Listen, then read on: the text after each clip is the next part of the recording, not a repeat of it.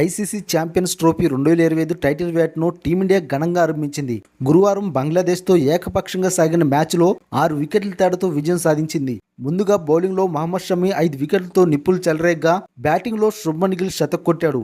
గిల్ ఆఖరి వరకు క్రిజ్లో నిల్చొని విజయాన్ని అందించాడు.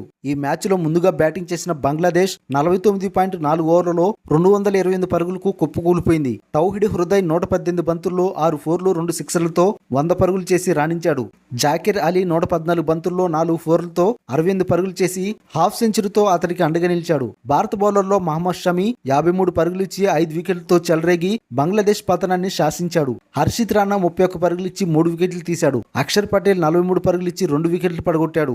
ఆ తర్వాత భారత్ 46.3 ఓవర్లలో 4 వికెట్లకు 231 పరుగులు చేసి గెలుపొందింది. శుభ్మన్ గిల్ 129 బంతుల్లో 9 ఫోర్లు 2 సిక్సర్లతో 101 పరుగులు చేసి అజేయ సెంచరీతో చెలరేగ్గా, రోహిత్ శర్మ 36 బంతుల్లో 7 ఫోర్లతో 41 పరుగులు చేశాడు. కేఎల్ రాహుల్ 47 బంతుల్లో 1 ఫోరు 2 సిక్సర్ల సాయంతో 41 పరుగులు చేసి నాటౌట్గా నిలిచి కీలక ఇన్నింగ్స్ ఆడాడు. బంగ్లాదేశ్ బౌలర్లో రిషద్ హుసేన్ 2 వికెట్లు తీగా, టస్కిన్ అహ్మద్, ముస్తఫిజర్ రెహమాన్ తలా 1 వికెట్ తీశారు.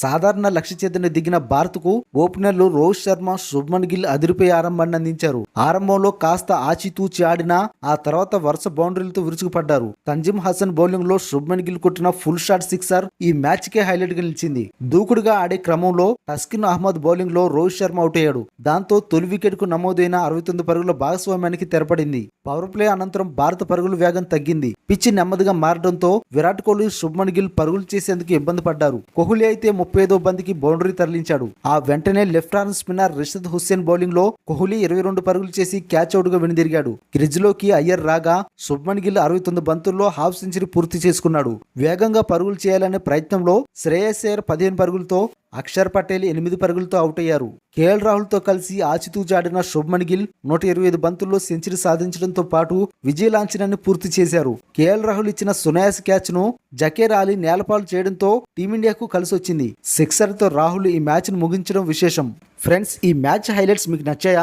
అయితే ఈ వీడియోని లైక్ చేయండి, మన ఛానల్ ని సబ్స్క్రైబ్ చేసి బెల్ ఐకాన్ ప్రెస్ చేయండి. కామెంట్స్ లో మీ అభిప్రాయాన్ని తెలపండి.